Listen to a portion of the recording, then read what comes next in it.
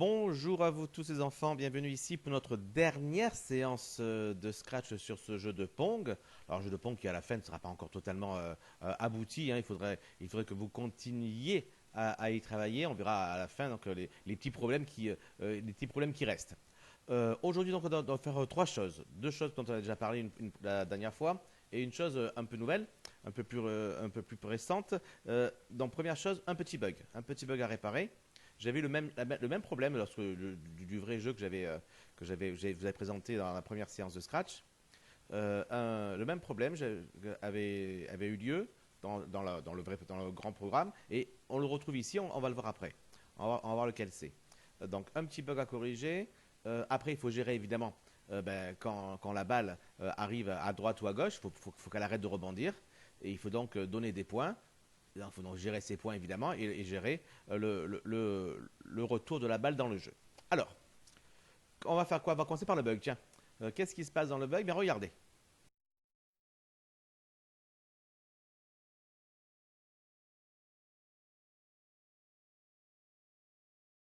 Alors, que se passe-t-il dans ce cas? Eh bien, on voit que la balle, finalement, elle aurait dû rebondir, ben, elle n'a pas rebondi directement, elle a fait des trucs bizarres dans la raquette. Alors, ça arrive quand ça?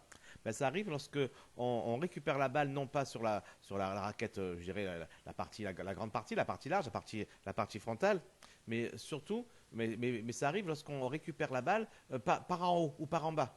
D'accord? Avec le tout petit, le petit bout, le petit rebord de la raquette.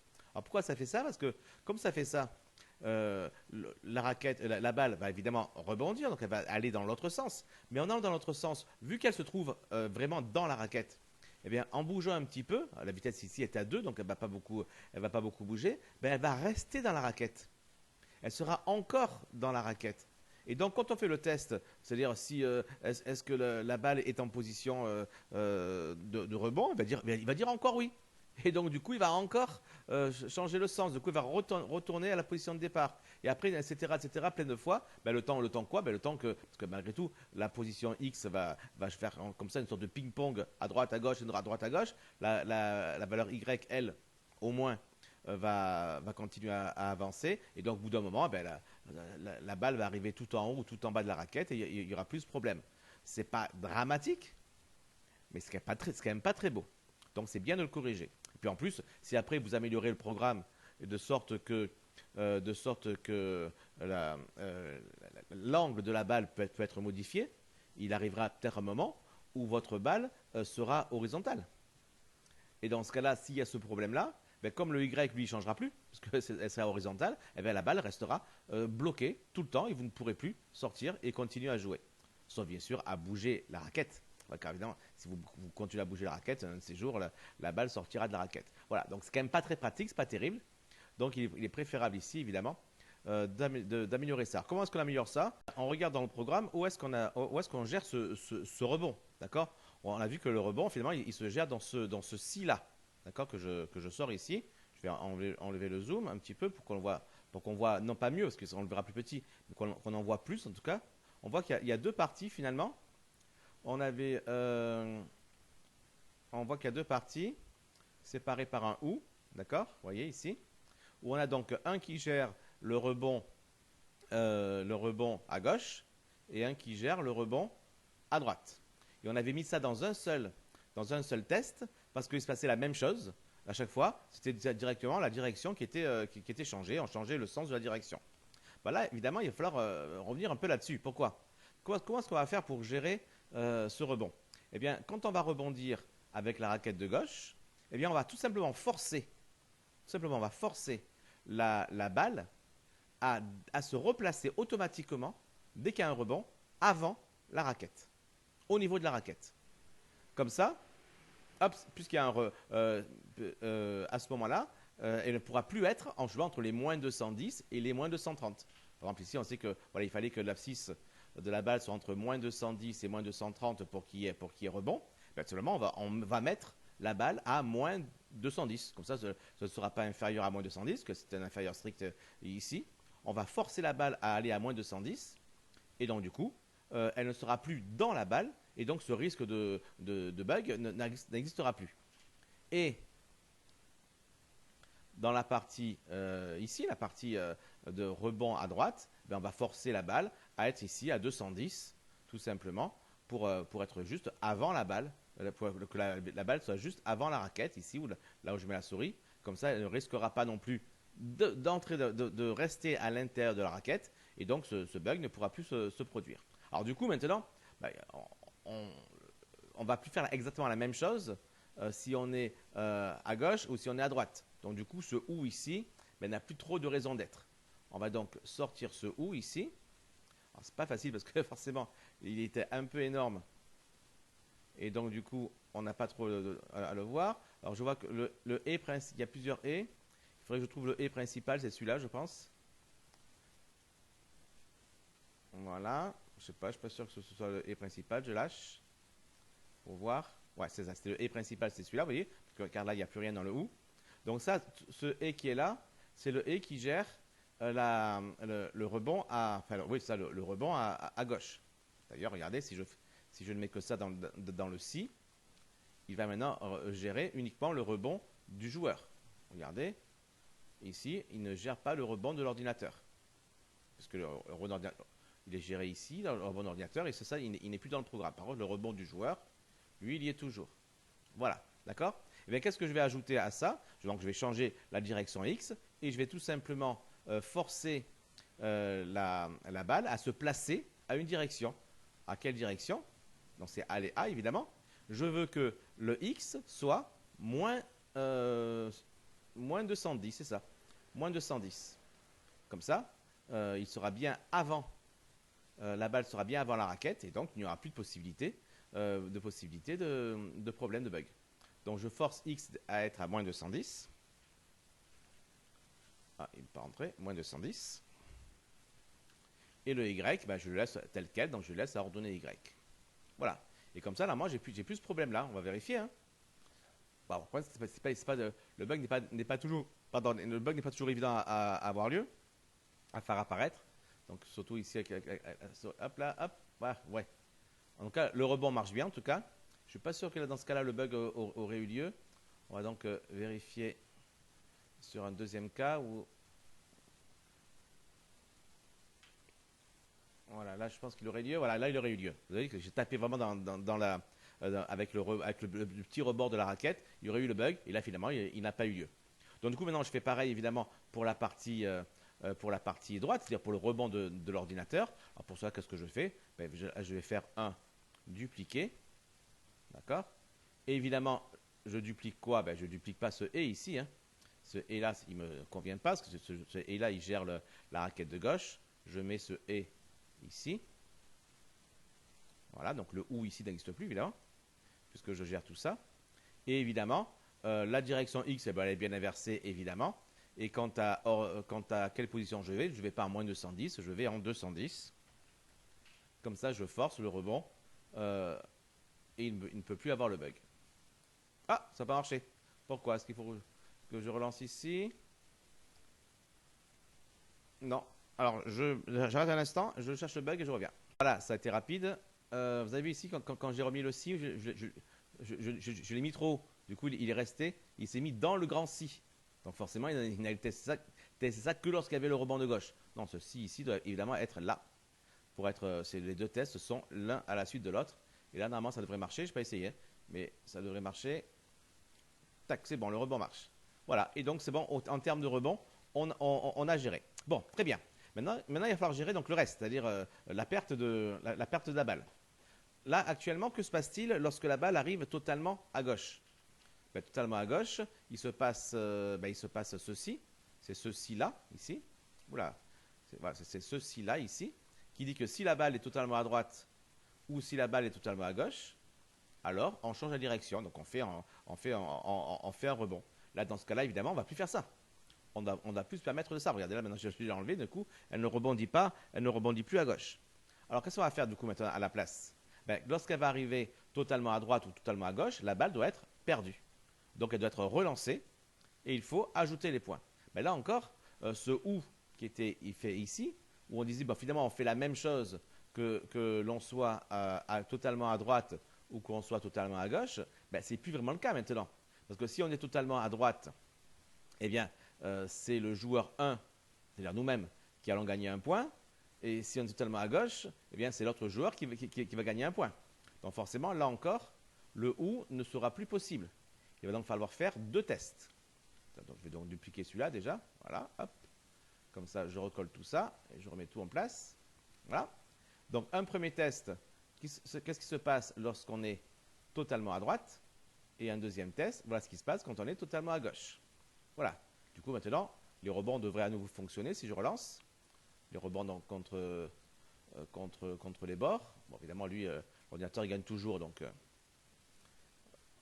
on ne peut pas vérifier. Voilà, ça marche bien. D'accord? Très bien. Donc, on a donc fait ça. Mais que va-t-il falloir faire en plus maintenant? Enfin, en plus, même à la place. Parce que est-ce qu'il faut se contenter de faire un rebond? Ben non, évidemment.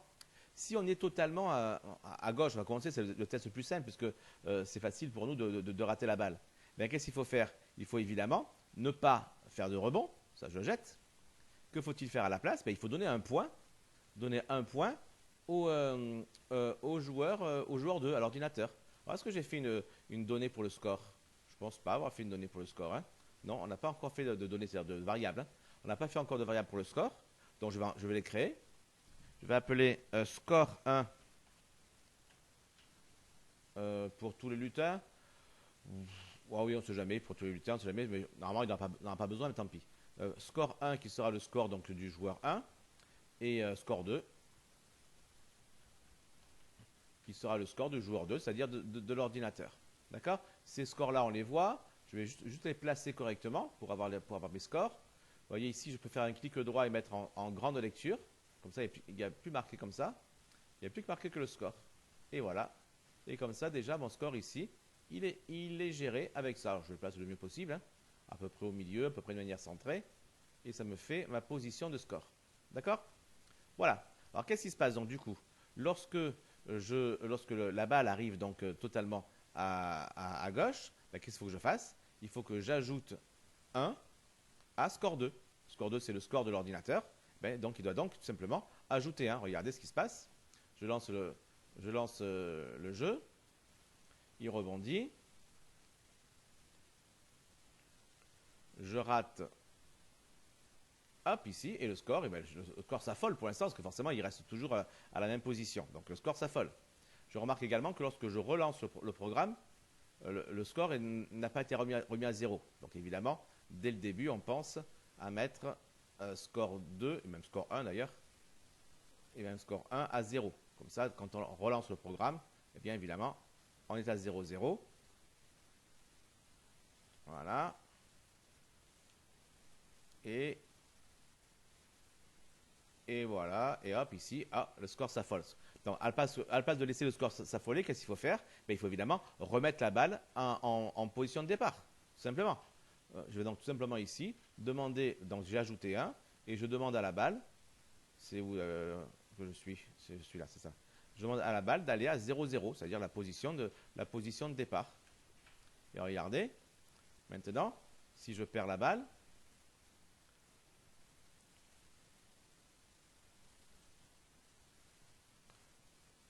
regardez, je vais perdre la balle, il y a un point, hop, la balle revient au départ. Il faut que je la récupère, deuxième chance. D'accord? Alors là, après, on peut choisir. Hein. On peut choisir, est-ce que la balle repart dans l'autre sens? Est-ce qu'elle revient sur nous? Là, je vais la laisser aller à nouveau sur nous, puisqu'on a été mauvais, on n'a pas réussi à l'attraper. Ben, tant pis pour nous. Deuxième risque de perdre un point si on n'est pas capable, de l'attraper encore une fois. Tout simplement. D'accord? Et évidemment, c'est le même cas en cas de rebond côté ordinateur. On va simplement faire la même chose. C'est-à-dire, je vais enlever le rebond et mettre à la place ajouter 1 à score 1. Dans ce cas, c'est moi, le joueur humain qui gagne un point. Et je relance la balle, je remets la balle. Je remets la balle au centre. Voilà. Là, c'est un cas simple, évidemment. Dans le jeu que je vous ai montré au début, le joueur reprenait la balle, il pouvait se déplacer, la relancer quand il voulait. C'est beaucoup plus long à faire, évidemment. Là, on fait un cas simple où tout simplement la balle est relancée au début. D'accord? Bon, comme il n'est pas évident de faire perdre l'ordinateur, pour vérifier que ça marche, hein, on va tricher. On va tout simplement empêcher l'ordinateur de jouer. Et comme ça, on va voir si ça marche. Regardez ici. Hop, il a perdu un point. Hop, il a perdu 2 points. Hop, il va perdre 3 points. Très bien. Et si je le remets maintenant, il devrait repartir. Je ne sais pas s'il repart d'ailleurs. Non, il faut le relancer. Voilà, donc du coup, il perd plein de points. Et si par contre, Messieurs, il joue, vous allez voir que là, il ne perd jamais. C'est le problème de ce programme. Il est fait un peu trop simplement avec ses angles à 45 degrés. L'ordinateur, normalement, ne devrait jamais perdre la balle. Donc, c'est évidemment problématique, mais ça vous laisse le temps pendant ces vacances de vous pencher là-dessus, pour repartir sur le programme, par exemple, que je vous ai montré au début, pour vous donner quelques idées et voir comment vous pourriez modifier ce programme pour le faire être plus intéressant. C'est-à-dire que c'est plus intéressant si les deux peuvent perdre. Là, évidemment, ça n'a aucun intérêt du tout. Mais du coup, ben, on a quasiment terminé, puisque finalement, on a réparé le bug. Maintenant, lorsque la balle arrive au bord, eh ben, c'est bien perdu. D'accord, c'est bien perdu. Elle repart bien quelque part. Et le score, il change. Parfait. Alors, oui, encore pas parfait. Là, le jeu ne s'arrête jamais, par exemple. C'est un petit problème, ça aussi. On pourrait faire un petit test aussi. Par exemple, ce serait où? Ce serait dans balle. Et dire, à chaque fois qu'on change le score, faire un petit test. Regardez, je vais le faire sur moi, parce que c'est toujours moi qui perds. Ici, je fais un petit test et dire que si le score est égal à 10, par exemple, vous savez, si on fait ça en 10 points, donc puisque c'est score 2, si le score 2 est égal à 10, alors qu'est-ce que je fais? Ben, j'arrête tout. Alors il y a un truc pour faire tout arrêter, c'est ça, c'est stop. Stop tout. D'accord? On va essayer. Hein. Je ne vais pas le faire à 10, pour l'instant je vais le faire à 2, parce que si j'en fais à 10, ça va être un peu long pour y arriver. Alors la balle, elle m'est envoyée. Je perds. Donc 1-0. On me la renvoie, je perds encore. 2-0 et c'est terminé. Voilà, le score est terminé. Alors bien sûr, il faut maintenant refaire le même test. Le même test ici. D'accord. Et je fais si opérateur score 1, ce coup-ci.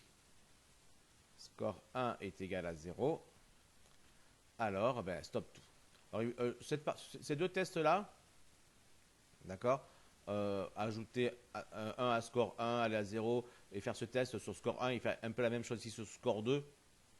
On pourrait s'arranger à le mettre tout ça sur un seul, sur un seul bloc, sans doute en créant un bloc particulier. Enfin là, c'est tellement simple que ça se fait facilement. Ben voilà, on a terminé notre petit programme, notre petit Pong. Voilà, il y a encore beaucoup à faire si on veut faire un jeu vraiment utilisable, vraiment jouable, vraiment intéressant. Mais ça vous donne un peu la structure. On voit que finalement, c'est pas si long que ça. Le programme de la balle, c'est ça, c'est pas énorme. Le programme des raquettes, c'est ça et c'est ça. C'est franchement pas grand-chose. Donc voilà, ça se fait assez facilement. C'est pas un jeu compliqué évidemment, mais c'est pas un programme compliqué à faire non plus. Ben, n'hésitez pas à le travailler pour vous améliorer.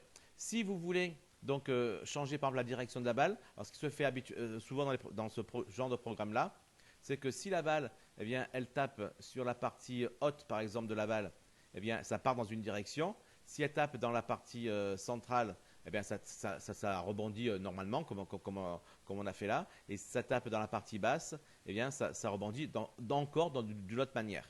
Voilà, c'est comme ça, en gros, que l'on peut faire. Dans le jeu que je vous ai montré, je n'avais pas fait 4 zones, j'en ai fait 5. Et à chacune des zones, eh bien, le rebond était différent. Voilà, donc vous pouvez faire ça pour changer le rebond. Et pour changer ça, il suffit de changer direction X et direction Y. Vous savez que c'est avec l'arc tangente du rapport entre les deux qu'on obtient l'angle de rebond. Quoi d'autre encore? Vous pouvez aussi également gérer la vitesse. La état 2, c'est évidemment beaucoup trop faible pour que le jeu soit intéressant. Il faut passer au moins à 5. Et on peut éventuellement aussi faire qu'à chaque fois que le score augmente, ben on augmente la vitesse. Par exemple, comme ça, plus le jeu va avancer, plus la vitesse va être forte. Attention tout de même, il ne faut pas que la vitesse soit trop forte. Parce que vous savez bien que la balle va avancer, va finalement avancer de la longueur de la vitesse en gros. Donc si votre vitesse est trop importante, qu'est-ce qui va se passer? Votre balle sera par exemple ici au moment vous voyez le cercle de la souris ici, à un moment. Puis, vous allez lui faire avancer de la vitesse et hop, elle va se retrouver automatiquement derrière. Et dans ce cas-là, évidemment, ben, la balle ne s'est jamais trouvée dans la zone raquette et donc elle va traverser la raquette et donc on va perdre. On va faire un exemple ici. Je vais mettre 15 comme vitesse, ça devrait peut-être suffire. Regardez. Je lance le programme. Ouais, ça va tellement vite. Bon, évidemment, lui, il n'arrive même pas à attraper, c'est dommage. On n'arrive même pas à le voir. Euh, si on met à 10 par exemple. Parce qu'il faut quand même qu'il arrive à attraper, mais que ça passe à travers. Non, on n'arrivera pas. On n'arrivera pas à le faire avancer. Si, bien sûr, bien sûr. Qu'est-ce que joueur 2 ici, de combien est-ce qu'il avance il avance de 5. Il suffit de le faire ajouter, de le faire avancer de 15 lui aussi. Comme ça, il avancera assez vite pour récupérer la balle normalement. On va lancer. Regardez, hop, ah ben il arrive lui. Ah ouais, une fois il est passé. Vous avez vu, alors on l'a pas vu très vite, hein, parce que c'est allé évidemment très très très vite. Alors une fois il a réussi à la récupérer, d'accord, mais la deuxième fois, bien que la balle arrivée sur la raquette, eh bien, elle est passée à travers tout simplement. Elle est passée à travers. Il n'a donc pas réussi à rebondir parce que justement la balle juste avant, elle était un peu avant la raquette et un coup après, en avançant de 15, elle était après la raquette. Donc la vitesse, il ne faut pas qu'elle soit trop importante. Voilà, donc tout simplement, là on la met à 5, ça me paraît bien. Lui, il était à 5 aussi, ça me paraît bien. Peut-être qu'à 5,5, parfois l'ordinateur perdra, peut-être. À tester. Non, 5,5. Ah si, à 5,5, l'ordinateur peut perdre. Voilà, en mettant la même vitesse de balle que la vitesse de déplacement de la raquette, eh bien, l'ordinateur peut perdre, même assez facilement. D'ailleurs, il perd assez souvent, il perd tout le temps d'ailleurs. Donc finalement, il serait quand même plus intéressant de mettre peut-être 4 pour vitesse, non, 5 pour la raquette, mais mettre par exemple 4 pour la balle. Parce que pareil, si l'ordinateur perd tout le temps, c'est pas plus intéressant que s'il gagne tout le temps, hein, évidemment. Voilà, donc là, peut-être avec ça, on a peut-être des chances de gagner de temps en temps. Voilà, à vous de voir. Hop, il a perdu. D'accord. Donc à vous de régler les bonnes vitesses pour avoir un jeu qui est intéressant ou alors continuer à l'améliorer. Sur ce, moi je vous laisse. Voilà, vous avez la base.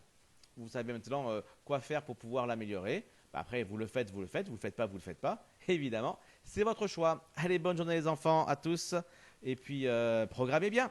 Ciao, ciao.